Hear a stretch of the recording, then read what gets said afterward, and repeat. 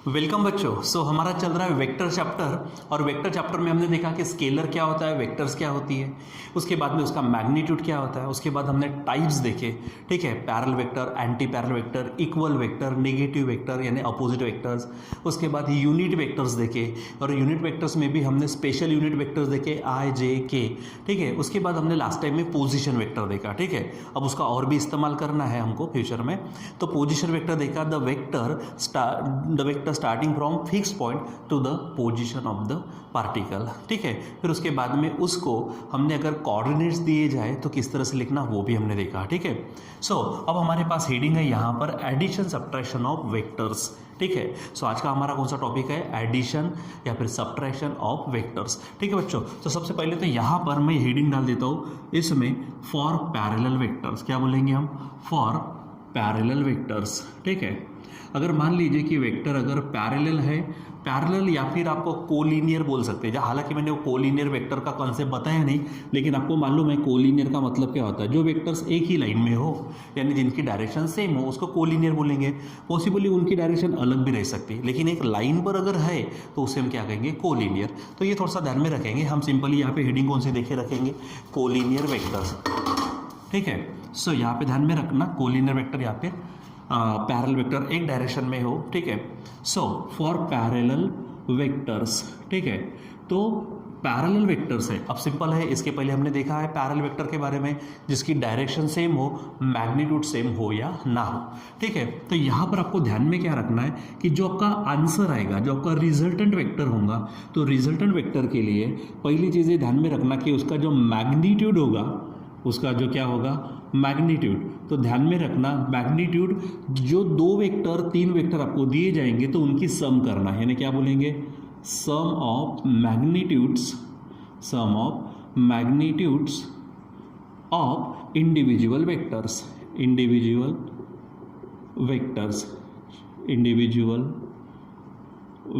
ठीक है, यानी जो वेक्टर्स दिए जाएंगे उनका जो मैग्नीट्यूड होगा, उनके मैग्नीट्यूड को ऐड कर देना, सम करना।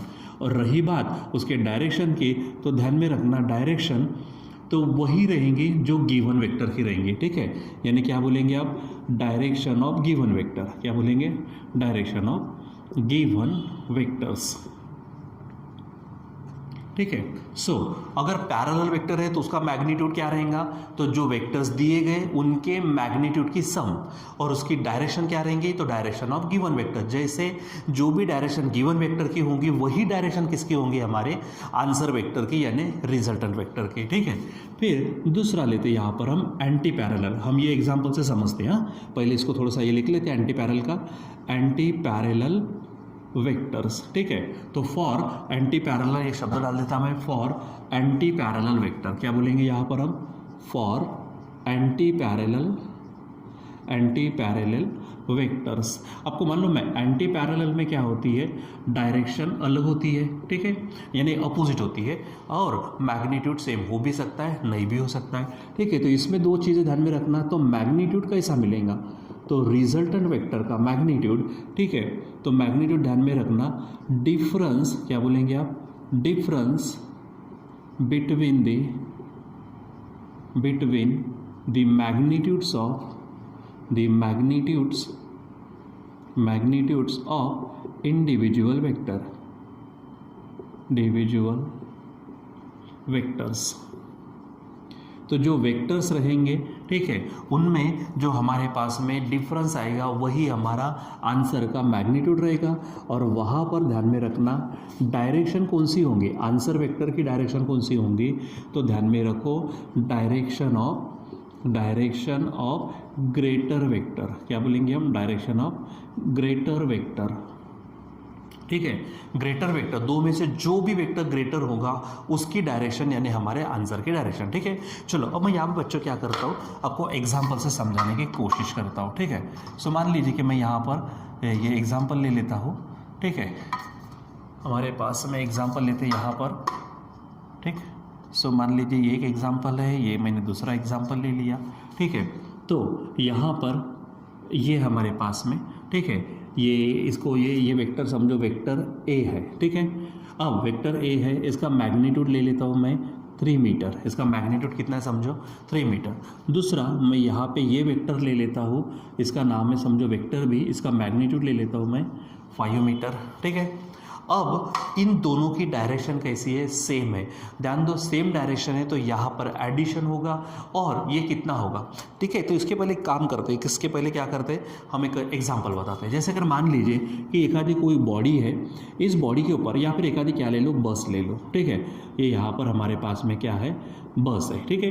अब कभी कभी क्या है कि बस फेल हो गई तो आपको मालूम है पैसेंजर उतरते हैं और धक्का लगाते हैं। तो मान लीजिए कि सभी लोग 2-3 लोग यहाँ से धक्का लगा रहे, 2 लोग ले लेते, ठीक है, एक राम ले लेते और एक श्याम ले लेते, इसको धक्का लगा रहे मान लो, ठीक है। सो मान लीजिए कि राम 5 न्यूटन का फोर्स लगाता और श्याम लगाता 6 न्यूटन का फोर्स, तो इसके ऊपर टोटल फोर्स कितना लगेगा। तो सिंपल बात है, दोनों की एडिशन कर दो तो यहाँ पे 11 न्यूटन का फोर्स लगेगा। तो क्यों अपने यहाँ पर एडिशन किया, क्योंकि दोनों के दोनों एक ही डायरेक्शन में क्या लगा रहे हो, बस को ऐसा धक्का लगा रहे हो, ठीक है। मतलब दोनों के फोर्स की, ठीक है, डायरेक्शन एक ही है। तो वहाँ पर बच्चों क्या होने वाला है कि यहाँ पर एडिशन होंगे। तो जब एडिशन होगी तो जैसे कि हम बात करते फिर मैग्नीट्यूड की, तो मैग्नीट्यूड क्या कहा मैंने, सम यानी क्या आते हैं, एडिशन, मैग्नीट्यूड्स, ठीक है, मैग्नीट्यूड्स ऑफ इंडिविजुअल वेक्टर। तो इस वेक्टर का मैग्नीट्यूड कितना है, 3 है, और इस वेक्टर का मैग्नीट्यूड कितना है, 5 है। इन दोनों की एडिशन हो जाने के बाद में हमें जो आंसर मिलेगा, तो आंसर का मैग्नीट्यूड कितना होगा, तो इन दोनों के मैग्नीट्यूड की एडिशन यानी 3 + 5 यानी बन जाएगा 8। और रही बात डायरेक्शन, तो डायरेक्शन क्या होंगे, डायरेक्शन ऑफ गिवन वेक्टर्स। तो दोनों वेक्टर की डायरेक्शन इधर है तो आंसर वेक्टर की डायरेक्शन भी उधर ही रहेंगे, ठीक है। तो जैसे मैं यहाँ से निकाल देता हूँ तो वो जो वेक्टर बनेगा वो वेक्टर हमारा इस तरह से रहेगा, ठीक है। सो यहाँ पर मैग्नीट्यूड इसका बढ़ गया है, ठीक है। सो देखो यहाँ पर क्या होगा, vector A plus vector B होगा, ठीक है। और वेक्टर ए का मैग्नीट्यूड हमारे पास 3 है प्लस इसका मैग्नीट्यूड 5 है, इसलिए कंबाइंड मैग्नीट्यूड होगा 8 मीटर। और डायरेक्शन तो ये है ही हमारी, ठीक है। ये छोटा वेक्टर, ये थोड़ा सा बड़ा, दोनों को ऐड कर दो तो और उनसे भी बड़ा मिलेगा। क्यों, क्योंकि दोनों की यहाँ पर एडिशन हुई है, ठीक है। चलो अब हम क्या करते हैं, दूसरा एग्जाम्पल लेते हैं। एग्जाम्पल फर्स्ट, यहाँ पर मान लीजिए मैं एग्जाम्पल सेकंड लेता हूँ, ठीक है। सो यहाँ पर इस तरह से मेरे पास में मान लीजिए कि क्या है, 2 वेक्टर्स है, ठीक है। एक वेक्टर ये है और मैं दूसरा वेक्टर निकाल देता हूँ इधर में मान लो, ठीक है। सो यहाँ पर वैसे एग्जाम्पल लेते, ये एग्जाम्पल मान लीजिए कि वेक्टर ए है जिसका मैग्नीट्यूड 3 मीटर है। यहाँ पर दूसरा है इधर में ये वेक्टर बी है जिसका मैग्नीट्यूड समझो क्या है बच्चों, 5 मीटर है, ठीक है। अब इनके आंसर की बात करते हैं, ठीक है। तो इसका आंसर क्या होगा, पहली बात बच्चों यहाँ पर क्या हो रहा है वो देखो, यहाँ पर दोनों वेक्टर्स की डायरेक्शन कैसी है, अपोजिट है। ये पैरेलल वेक्टर है कि एंटी पैरेलल, पैरेलल तो है लेकिन अपोजिट डायरेक्शन के कारण एंटी पैरेलल बोलेंगे यहाँ पर। और एंटी पैरेलल वेक्टर्स है तो वहाँ पे डिफरेंस लेंगे, वहाँ पे क्या लेंगे हम, डिफरेंस यानी सब्ट्रैक्शन होंगे, ठीक है। तो difference between the magnitudes of individual vectors, देखो ये इतना 3 मीटर है, ये इतना 5 मीटर है एग्जाम्पल। तो अब यहाँ पे क्या होंगी, सब्ट्रैक्शन। तो 3 में से 5 जाएंगे कि 5 में से 3 जाएंगे, यस 5 में से 3 जाएंगे तो सिर्फ 2 मीटर रहेगा। यानी ये 3, देखो ये 5 मीटर इतना है, उससे थोड़ा कम 3 मीटर और आंसर आने वाला है 2 मीटर। तो हमारा आंसर और भी कम होगा यानी 2 मीटर का। लेकिन बात है कि वो वेक्टर उधर रहेगा कि वेक्टर इधर रहेगा, उसको समझने के लिए आप एक छोटा सा एग्जांपल और लेते हैं। मान लीजिए कि कुछ भी एक आधी चीज़ ले लो, ठीक है। मान लीजिए एक आधा कहीं पोल है मान लो, ठीक है। एक यहाँ पर पोल है, ठीक है। और कोई एक बच्चा इधर से धकेल रहा है, मान लीजिए कि श्याम है इधर में, और कोई एक बच्चा इधर से धकेल रहा है, ऐसा मान लीजिए कि राम है। अब राम ने क्या किया, 5 न्यूटन का फोर्स लगाया। राम ने कितने न्यूटन का फोर्स लगाया, 5। और श्याम ने लगाया 3 न्यूटन का फोर्स। मेरे बच्चों अब बताओ ये जो पोल है, ये पोल किसके तरफ झुकेगा, ठीक है। ये पोल झुकेगा श्याम की तरफ। मतलब राम ने इधर फोर्स लगाया ना ऐसा, तो राम का फोर्स ज़्यादा है, ठीक है। जैसे देखो ना, ये रॉड है, मतलब इधर से कोई ऐसा धकेलता है, कोई इधर से ऐसा धकेलता है, लेकिन इधर का फोर्स ज़्यादा लग रहा है, 5 न्यूटन है, ठीक है। और इधर का फोर्स 3 न्यूटन है, तो ज़्यादा फोर्स इसका है। तो ये रॉड ना इधर नहीं जाएगा, ये रॉड इधर जाएगा। हाँ, पूरा का पूरा 8 न्यूटन नहीं होगा, क्योंकि ये 3 इसके 5 में से जो 3 है उसको कट करेगा। 2 न्यूटन का रहेगा लेकिन वो इधर झुकेगा। क्यों? क्योंकि इधर में देखो ये वेक्टर बड़ा है 5 न्यूटन, इधर का फोर्स ज़्यादा है और इधर का फोर्स कम है, तो ये जो रॉड है ना ये रॉड ऐसा झुकेगा इधर में, ठीक है। कितने न्यूटन से? 2 न्यूटन से। उसी प्रकार यहाँ पे एग्जांपल मैंने 5 मीटर का एक वेक्टर लिया, एक 3 मीटर का वेक्टर लिया, तो दोनों के दोनों एंटी पैरेलल होने के कारण वहाँ पे सब्ट्रैक्शन होंगी, उनका मैग्नीट्यूड यानी इन दोनों का मैग्नीट्यूड का डिफरेंस आएगा। पहले लिखा है क्या है कि सम, यहाँ पे पैरेलल में सम ऑफ मैग्नीट्यूड्स यानी मैग्नीट्यूड्स की सम, यहाँ पर difference of magnitude, difference between the magnitudes of individual vector, individual यानी जो दो वेक्टर है उन दोनों के बीच का जो मैग्नीट्यूड है उनका डिफरेंस। तो हमारा जो आंसर आएगा ना बच्चों, हमारा आंसर रहेगा यहाँ पर इतना, ठीक है, ये आंसर रहेगा, ठीक। ये हो जाएगा हमारा वेक्टर, देखो इसमें से बड़ा कौन है? बी है, तो आप vector B minus vector A हो जाएगा और वो आंसर आएगा कितना? 5 मीटर माइनस 3 मीटर है, ठीक है। इसलिए लिखते समय मैं यहाँ पे 2 मीटर लिखता, आप ये मत समझो इतना बड़ा वेक्टर बस इतना सा है, ठीक है। अब 2 मीटर। अब रही बात कि वो उधर जाएगा कि इधर आएगा, तो मैंने कहा है direction, direction of greater vector, इन दोनों में से ग्रेटर कौन है? तो हमारा वेक्टर बी है, वेक्टर बी की डायरेक्शन इधर में है, तो हमारा जो रिजल्टेंट वेक्टर है उसकी डायरेक्शन भी ग्रेटर वेक्टर के तरफ रहेंगे, ठीक है। यहाँ पर दोनों वेक्टर की डायरेक्शन इधर है, तो एडिशन होने के कारण उधर ही उसकी क्या रहेंगी? डायरेक्शन। यहाँ पर डिफरेंस तो हो गया, आंसर तो 2 मीटर आ गया, लेकिन डायरेक्शन किधर है? तो डायरेक्शन इधर है। जैसे यहाँ पर ये पोल किसकी तरफ झुकेगा? राम की तरफ कि शाम की तरफ? तो वो शाम की तरफ झुकेगा क्योंकि सामने लगाया हुआ मैग्नीट्यूड कम है और धकेलने वाला कौन रहेगा? राम। राम का मैग्नीट्यूड, राम का फोर्स ज़्यादा है, ठीक है। सो ये बच्चों ध्यान में रखो कि अगर हमारे पास पैरेलल वेक्टर्स है या फिर एंटी पैरेलल वेक्टर्स है, ठीक है, तो सिंपल है, एंटी पैरेलल वेक्टर के लिए सब्ट्रैक्शन होगी यानी डिफरेंस, पैरेलल वेक्टर के लिए एडिशन होगी यानी सम होगा, ठीक है। रही बात डायरेक्शन, तो पैरेलल वेक्टर में जो वेक्टर्स की डायरेक्शन है वही रहेंगे और एंटी पैरेलल वेक्टर में बड़े वेक्टर की डायरेक्शन रहेंगी, ठीक है। तो ये आपको ध्यान में रखना है। सो ये हमारे पास में इस तरह से। लेकिन बच्चों एक बात है, कभी कभी क्या होगा कि ये जो बॉडी है मान लो यहाँ पर एक आधा इस तरह से फोर्स लगेगा, समझो एग्जांपल 5 न्यूटन का फोर्स लगाया, लेकिन कोई बच्चा एक आधा इस तरह से फोर्स लगाया, मान लीजिए 3 न्यूटन। अब ना तो ये पैरेलल है, एक डायरेक्शन में है क्या? दोनों नहीं है, ठीक है। अच्छा अपोजिट डायरेक्शन में है क्या? तो वो भी नहीं है। ये ना पैरेलल है, एंटी पैरेलल है, कुछ नहीं है, ये थोड़ा सा अलग है। यानी यहाँ पर पैरेलल के अनुसार भी नहीं जा सकते, यहाँ पे एंटी पैरेलल के अनुसार भी नहीं जा सकते। यहाँ पर हमको क्या करना पड़ता है? थोड़ा सा दूसरे पद्धति से जाना पड़ता है, ठीक है। सो ऐसे इसके लिए, ठीक है, यानी इसको बोलेंगे हम कोलिनियर, नॉन कोलिनियर रहता है ये। तो जैसे ये हमारे पास में वेक्टर है, ये वेक्टर इधर में, ये नॉन कोलिनियर वेक्टर समझो। क्या है ये? Non collinear vectors. तो नॉन कोलिनियर वेक्टर्स के लिए हमारे पास 2 तरीके हैं, ठीक है। एक तो triangle law of vector addition और दूसरा है parallelogram law of vector addition, ठीक है। यानी मैं यहाँ पर ऐसा हेडिंग देके रख देता हूँ, for non collinear vectors, for non collinear vectors, ठीक है। यानी वेक्टर्स एक लाइन में ना हो तो उसके लिए, एक लाइन में हो, ठीक है, तो चांसेस है कि पैरेलल रहेगा या फिर एंटी पैरेलल। एक डायरेक्शन है तो पैरेलल, अपोजिट डायरेक्शन है तो एंटी पैरेलल। लेकिन नॉन कोलिनियर अगर है तो वहाँ पे अपोजिट डायरेक्शन का कंसेप्ट नहीं बनता, सेम डायरेक्शन का भी कंसेप्ट नहीं बनता, वहाँ पे डायरेक्शन कुछ और ही रहेंगे, ठीक है।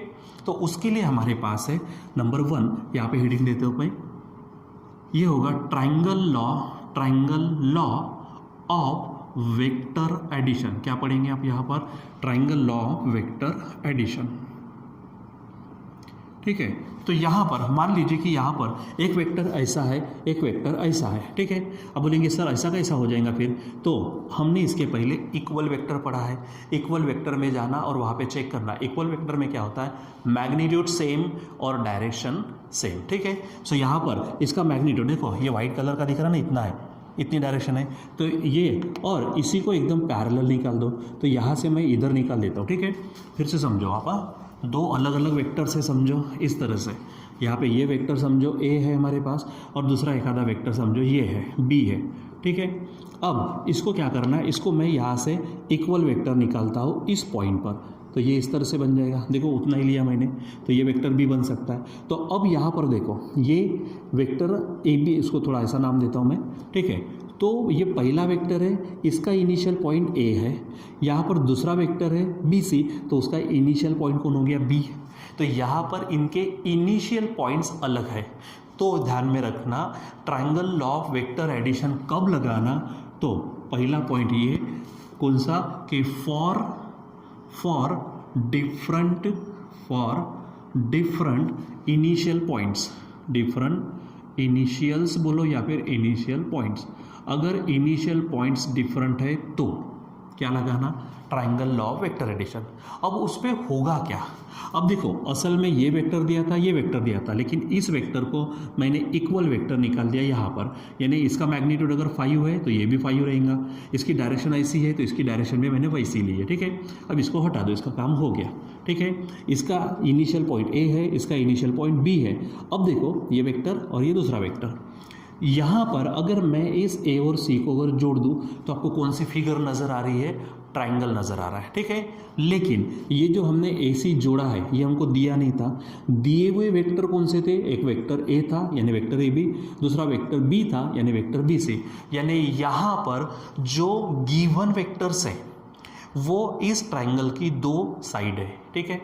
यानी क्या बोलेंगे यहाँ पर, गिवन वेक्टर्स को क्या समझना है, गिवन वेक्टर्स को आप समझेंगे क्या, 2 साइड्स ऑफ, ठीक है, 2 साइड्स, कॉन्जिक्यूटिव बोल सकते हैं आप, यहाँ पे सक्सेसिव बोल सकते हैं, ठीक है, 2 साइड्स ऑफ ट्रायंगल, ठीक है, ट्रायंगल की 2 साइड्स, ठीक है।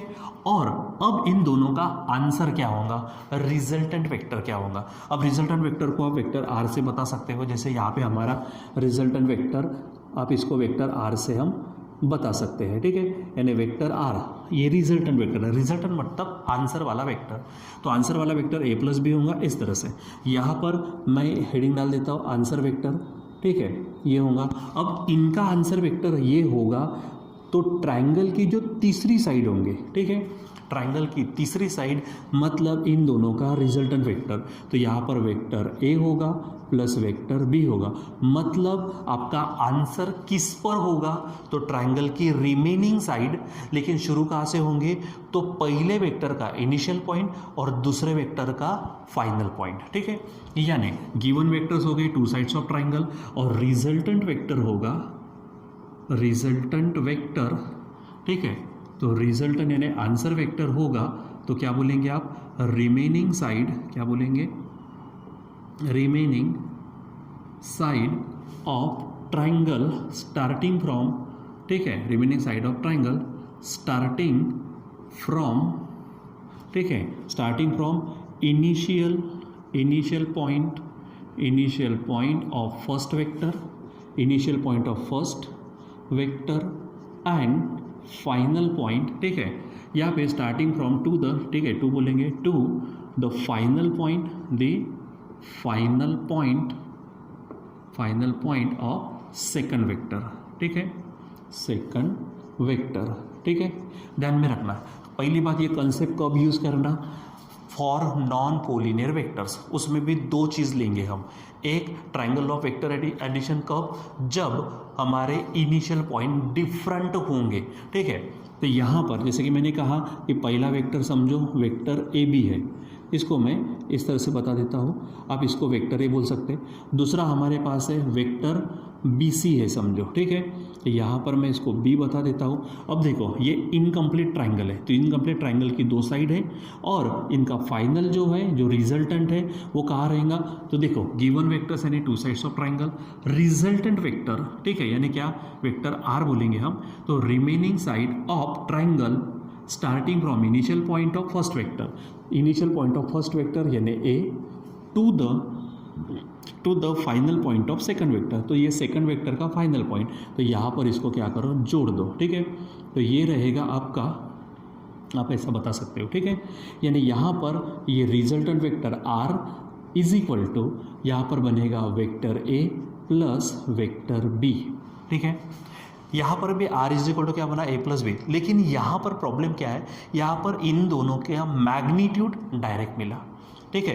यहाँ पे इन दोनों का मैग्नीट्यूड डायरेक्ट मिला, यहाँ पर इन दोनों का मैग्नीट्यूड नहीं मिल रहा। हमको यहाँ पर सिर्फ क्या मिला, ये वेक्टर कहाँ से कहाँ तक, यानी डायरेक्शन क्या हो गई, तो फर्स्ट वेक्टर का इनिशियल और सेकंड वेक्टर का फाइनल पॉइंट, ठीक है, तो वो हमको मिल गया। लेकिन अभी भी डायरेक्शन आप कैसे बताएंगे, सर ये जा रहा ईस्ट में, ये जा रहा कहाँ में, नॉर्थ में नहीं जा रहा, ये नॉर्थ और ईस्ट के बीच में जा रहा, तो फिर फाइनल वेक्टर की डायरेक्शन कैसे बोलेंगे आप वहाँ पर।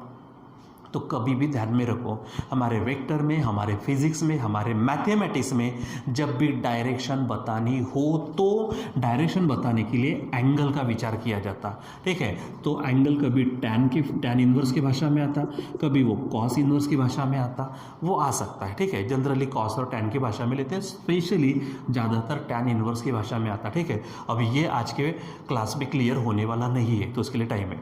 अब मैं कह रहा हूँ ये सोचो, तो ये हमारे पास रिजल्टेंट वेक्टर, देखो ये तीन साइड है, इन तीन साइड में से, ठीक है, वेक्टर ए बी पहली साइड, बी सी दूसरी साइड, यानी दो वेक्टर्स, तो रिजल्टेंट वेक्टर कौन हो जाएगा, vector R is equal to A plus B, ठीक है। ध्यान रखना बराबर लगातार, ये ए बी है, फिर उसके बाद ये बी सी है, तो आंसर होगा ए सी, ठीक है, आंसर होगा हमारा ए सी, ठीक है। यानी यहाँ पर हमारे पास में resultant vector R is equal to क्या होगा, vector A plus vector B, ठीक है।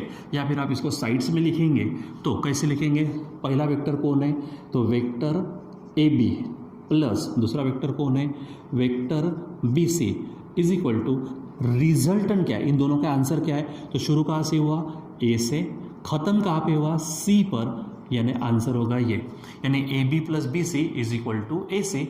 और या फिर आप लिख सकते हो A C is equal to A B plus B C, लिख सकते हो, ठीक है। चलो थोड़ा सा मैं नीचे लिख देता हूँ यहाँ पर, फिर से क्या है हमारे पास में, ए बी वेक्टर पहला vector plus B C vector दूसरा वेक्टर, स्टार्टिंग हुआ कहाँ से, ए से, फिनिश हुआ फाइनल कहाँ पर, सी पर, तो रिजल्टेंट वेक्टर होगा ये। तो vector A C is equal to vector A B plus vector B C, that is क्या होगा, वेक्टर ए सी यानी vector R, vector A B यानी vector A plus vector B C यानी vector ये, ठीक है। तो आप इसको इस तरह से ध्यान में रख सकते हो, लेकिन यहाँ पे सिर्फ हमको वेक्टर किस पर होगा, कैसे होगा ये मिला, ना इसका यहाँ पर मैग्नीट्यूड मिला, ना डायरेक्शन मिली। इसका मैग्नीट्यूड भी हमको निकालना है बच्चों, ये आने वाला है। जैसे इसका मैग्नीट्यूड जब आप लेंगे तो वेक्टर आर का मैग्नीट्यूड इस तरह से बनने वाला है, जो हम नेक्स्ट टाइम देखेंगे। तो वेक्टर ए, ठीक है, यहाँ पे vector A plus vector B, ठीक है, A plus B sorry A square plus B square plus twice A B cos theta, ये रहने वाला है। इनके बीच में जो एंगल बनेगा ना वो वाला, ठीक है। तो ये इसका मैग्नीट्यूड, देखो मैंने मैग्नीट्यूड लिखा तो ऊपर में डंडी नहीं दी, जब भी हम डंडी देते तो वेक्टर, डंडी नहीं दी तो उसका मैग्नीट्यूड ये आने वाला है, ठीक है। लेकिन हम इसको अभी नहीं पढ़ेंगे, इसको बाद में पढ़ेंगे, ठीक है। चलो तो पहले मैं दूसरी और चीज़ें लेना चाहूँगा यहाँ पर। मान लीजिए कि मैं एक ट्राइंगल लेता हूँ, ठीक है, ये, और उसकी डायरेक्शन बता देता हूँ मैं यहाँ पर, ठीक है। ये मान लीजिए इस तरह से है, ठीक है। उसके बाद में ये मान लीजिए इस तरह है हमारे पास में, ठीक है, और ये मान लीजिए इस तरह। चलो बताओ भला यहाँ पर ट्राइंगल लॉ लगाओ, ठीक है। क्या होना चाहिए, लगातार साइड चाहिए, ठीक है।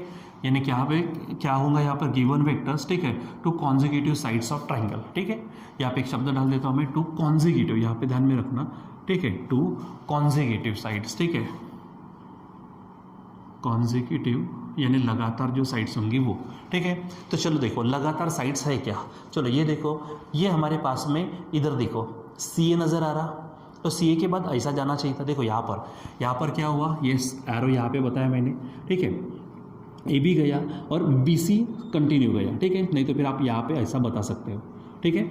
चलो अब यहाँ पर ए बी गया, ए बी के बाद बी सी गया, इसलिए आंसर ए सी हुआ। यहाँ पर चेक करो, ये सी ए ऐसा जा रहा है, लेकिन ए से बी तक गया क्या, नहीं गया, यानी हमारा ये रिजल्ट नहीं होगा। फिर उसके बाद इसको चेक करते हैं, बी है, बी के बाद ऐसा जाना चाहिए था, नहीं है।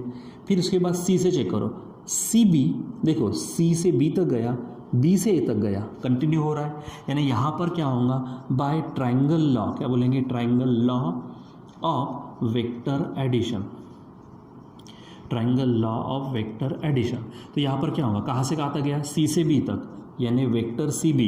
इसको गलती से भी वेक्टर बी सी मत बोलना, क्योंकि बी सी बोल देंगे तो वो नेगेटिव वेक्टर हो जाएगा, ठीक है। प्लस यहाँ पर बी ए, क्या होगा यहाँ पर B A is equal to शुरू कहाँ से हुआ था, सी से, ख़त्म कहाँ पे हुआ, ए तक, इसलिए आंसर होगा वेक्टर सी है। ठीक है, इस तरह से। चलो एक और एग्जांपल लेता है यहाँ पर मैं।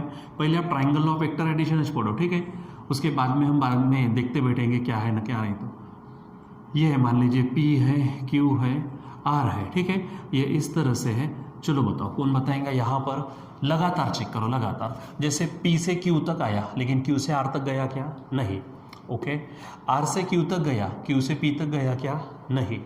अब तीसरा, पी से आर तक गया, देखो है, और आर से क्यू तक गया है, लगातार। लगातार साइड कौन सी होंगे, यहाँ पे लगाएंगे by triangle law of vector addition. क्या हेडिंग देंगे, triangle law of vector addition.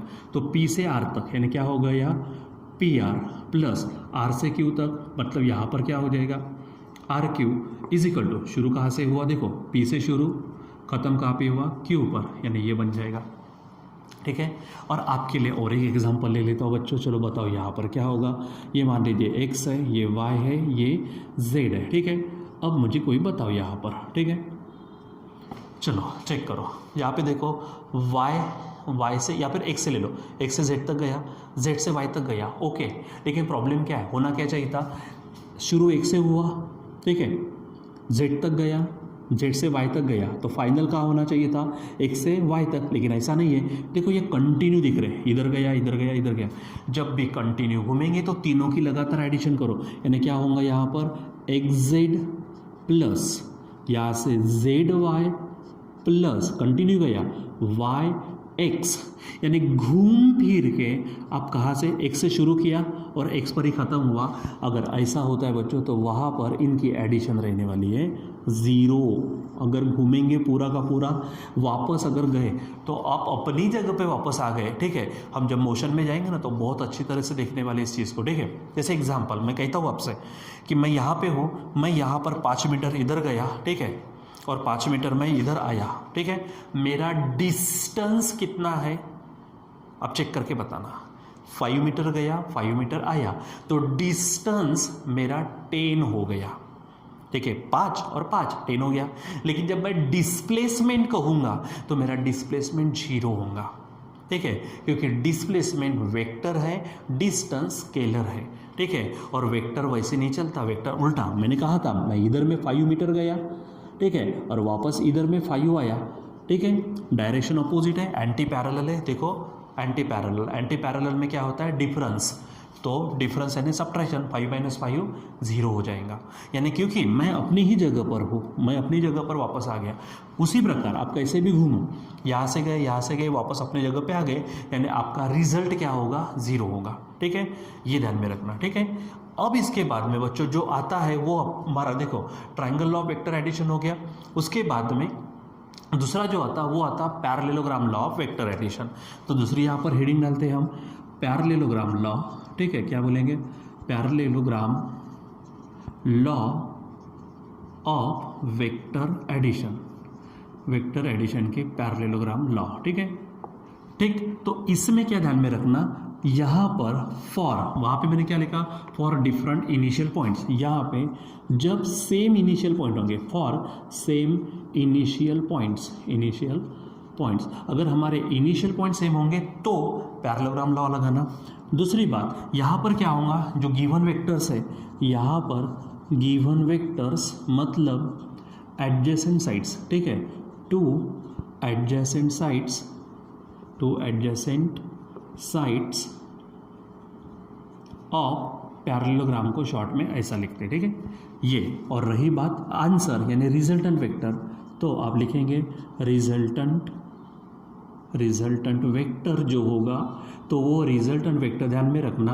ठीक है, सो डायगोनल ऑफ पैरेललोग्राम, क्या बोलेंगे आप, डायगोनल ऑफ पैरेललोग्राम। ठीक है, फ्रॉम इनिशियल पॉइंट, बस इतना ध्यान में रखना, फ्रॉम इनिशियल पॉइंट।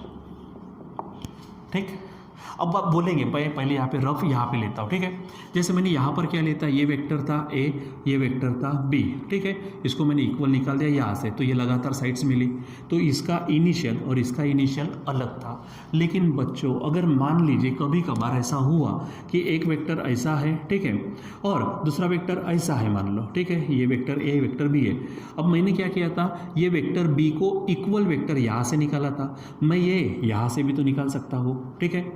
यानी हमारा देखो ये पैरेलल और इक्वल हो जाएगा ये, ठीक है, जिसका मैग्नीट्यूड भी सेम है, डायरेक्शन भी सेम, यानी ये वेक्टर बी हो जाएगा।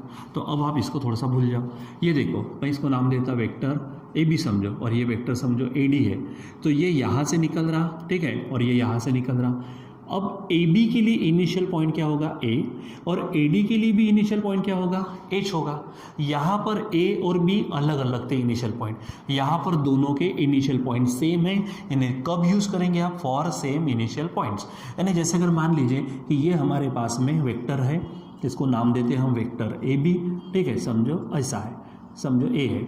दूसरा यहाँ से मैं इधर निकालता हूँ, ये वेक्टर मान लीजिए वेक्टर ए डी है, ठीक है, यहाँ पर ये मान लीजिए कि वेक्टर बी, बता देता हूँ। अब आपको करना क्या है, सिंपल, तो आप इस ए डी को भी क्या करिए, इक्वल वेक्टर निकालिए, और इसको भी आप इक्वल वेक्टर निकालिए।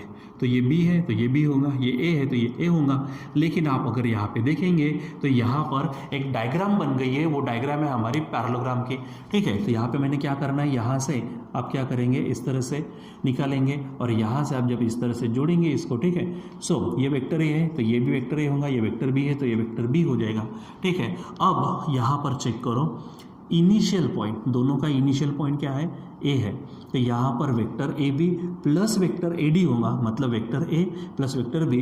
तो रिजल्टेंट वेक्टर, गिवन वेक्टर से ने क्या, एक साइड ए बी दूसरी साइड ए डी, यानी two adjacent sides of parallelogram. और रिजल्टेंट वेक्टर क्या होगा, diagonal of parallelogram from initial point. तो डायगोनल, लेकिन कहाँ से, इनिशियल से, या मतलब ए से।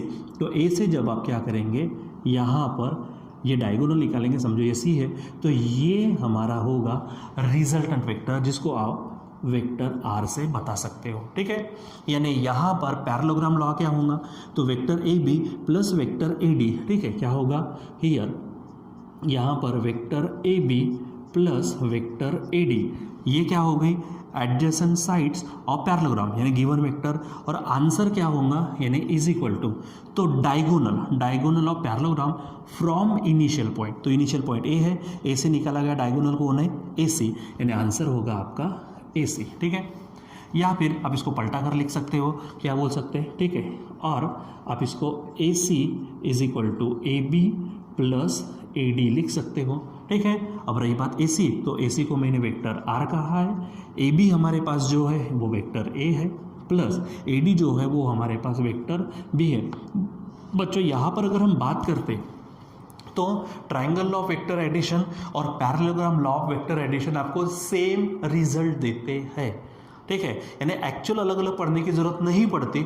बस होता क्या है, जब डिफरेंट इनिशियल पॉइंट हो तो triangle law of vector addition, जब सेम इनिशियल पॉइंट हो तो parallelogram law of vector addition, बस इतना ध्यान में रखना। और अगर ये सब नहीं है तो यहाँ पर ऐसा होगा, पैरेलल या फिर एंटी पैरेलल, वो तो डायरेक्ट ही करना है, ठीक है।